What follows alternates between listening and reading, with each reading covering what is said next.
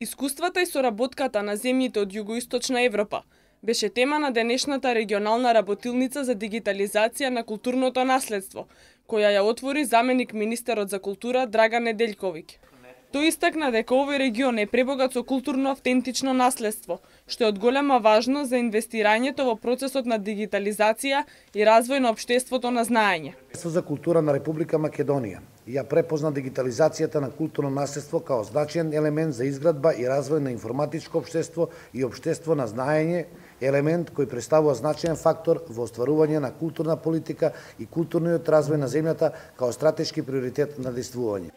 Синиша Шешум, представник од Канцеларијата на УНЕСКО во Венеција, посочи дека треба да се обрне внимание на поголема координација и активност со цел добивање на платформа во размената на соработката и искуствата во областа на културата.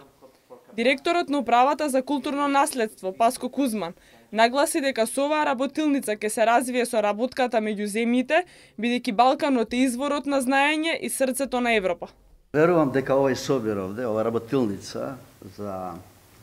да се разменат искуства за дигитализација на културно наследство на овие простори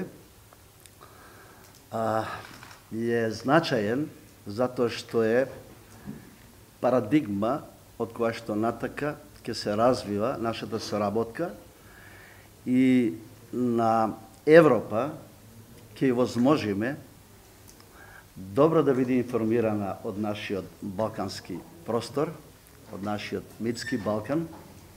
бидејќи